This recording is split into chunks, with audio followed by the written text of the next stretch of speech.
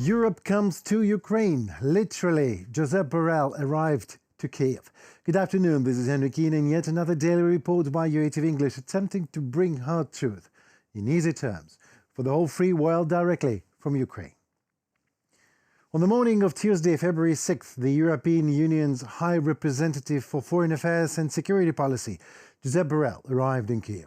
The purpose of the visit is quite obvious, I believe, to discuss the current elaboration of security commitments for Kyiv by the European Union. Back in Kyiv for my fourth visit since the start of Russia's full-scale invasion, here to discuss with our Ukrainian friends the EU's unwavering support to Ukraine, on the military side, on the financial side with the new Ukraine facility, as well as one on the EU reform path. Josep Borrell, High Representative of the EU for Foreign Affairs and Security Policy, on social network X. Josep Borrell scheduled all meetings with the top Ukrainian leadership for tomorrow. He's probably resting today because getting to Kyiv is not an easy task these days, you know. Planes don't fly, and you have to travel by train, and the security protocol must be followed, and this is a serious one. And we most certainly are glad to see Europe finally getting closer to inevitable understanding. Unless stopped in Ukraine, the Soviet dictator Putin won't stop ever. And so thanks Mr. Borrell and Europe. Borrell's arrival signals the continued commitment of the Euro bloc to support Ukraine against Russian aggression. As we know, 50 billion euro in economic assistance for Ukraine has already been approved, and the EU should continue to supply ammunition to Ukraine as Mr. Borrell expects to reach a final agreement on an aid fund for Ukraine under the European Peace Fund by early March. However, the EU will most likely fail on its promise to deliver 1 million artillery shells by March. There is also the ongoing debate on reforming the bloc's Ukraine defense funding mechanism, which has been largely depleted. But there is simply no other way to solve an issue but actually solving it. And this is exactly why Josep Borrell is here. And UATV English is always here to keep you, dear world, posted on the results of the meeting.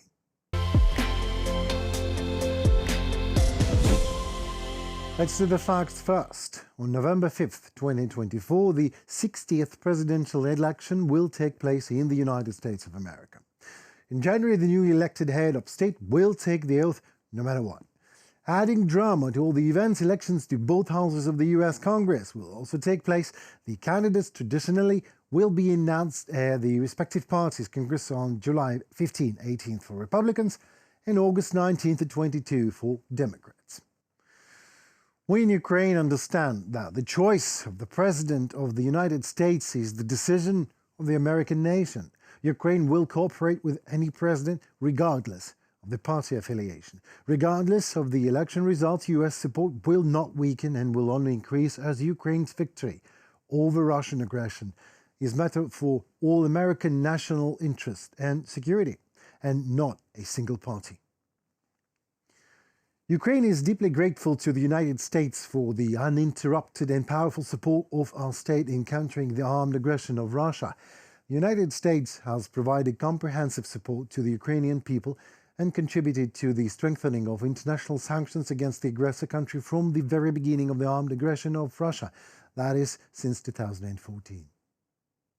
As for the front line, there is a stagnation, yes, and this is a fact. Why? Because something was missing. Sometimes you think that the date is right, they are about to move forward. I believe there have been delays in terms of the number of weapon supply, and the delay is miscalculation. But to be honest, we are not fighting with a simple terrorist organization. We are fighting terrorists who are one of the largest armies in the world, and that is why it is necessary to deal not only the supply of shells and modern equipment, but also the management of war. Both Europe and the United States should know that if we have counteroffensive actions, then cooperation is needed. By providing military and humanitarian support, the United States of America contributes to global stability for many decades ahead. This is no charity, but the best security investment. Russian aggression against the civilized West must suffer crushing defeat in Ukraine.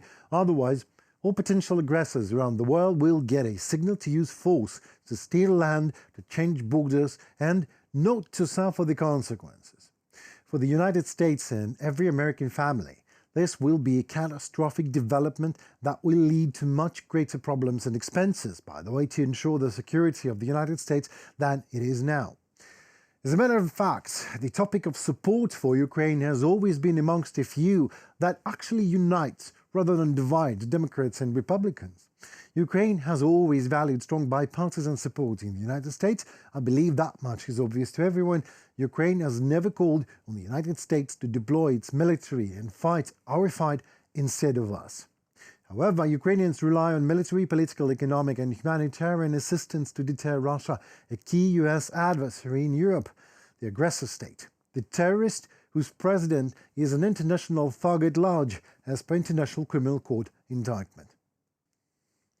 Well, you see, our goal, the goal of Ukrainian goal, is to restore peace, peaceful coexistence and territorial integrity of our state. Well, as simple as that.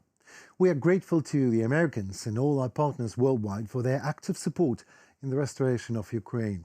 Putin openly declares that he's fighting not so much with Ukraine as with the West. He says, well, I guess we all as a world must thank him for voicing a formula for victory over him. Here it is. If Ukraine stands and prevails, so will the West.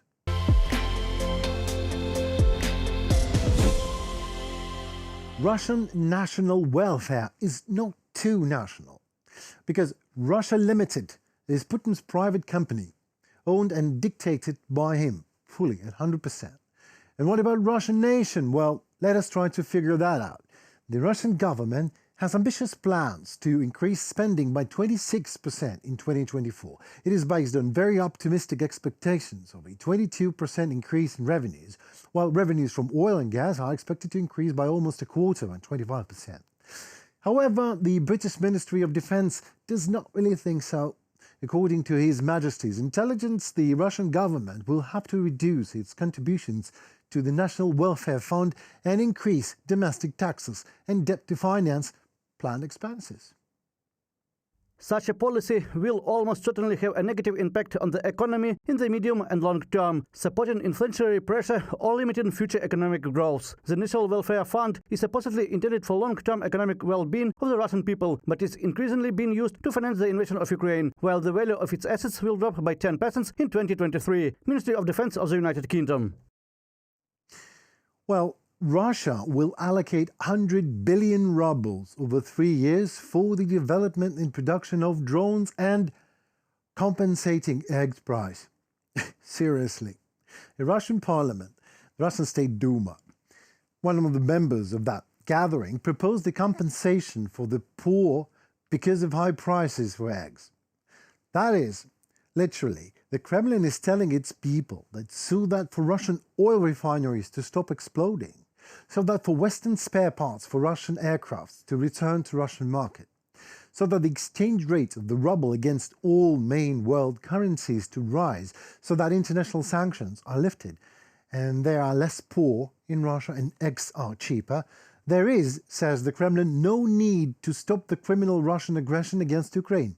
No, says the Kremlin, you just bite into the National Welfare Fund pie. That is literally pickpocketing the own nation, making Putin's oligarchs richer, the Russians poorer, pumping inflation, draining the economy. But every cloud has a silver lining. By draining their own Russian economy, Russians are helping the North Korean one. The Kremlin concluded the arms deal with North Korea, and that will revive the North Korean economy, obviously. You see, the problem with Russia is not that Putin is a dictator who doesn't care about his own people, country, future. It's nothing new. Dictators are all and always like that. And the problem is not even that instead of development and prosperity, Putin prefers to play a strategic war genius of a sort, threatening the whole world with an outdated Soviet nuclear club while pulling money from the Russian National Welfare Fund. The problem is even not that the oligarchs' welfare in Russia, means bad fare for the rest of the Russian nation. The real problem in Russia is Russians are okay with that. Thank you so very much for watching. It was Enrique on UATV Studio, bringing the hard truth in easy terms. And I hope very much that you like what we do for you. If that is mutual, please like us, share, subscribe. Help us to deliver Ukrainian voice worldwide and to make it be heard. Let us know what you think of the matter in the comments below. We appreciate that a lot. Stay safe and tuned for more already tomorrow. See you soon, folks.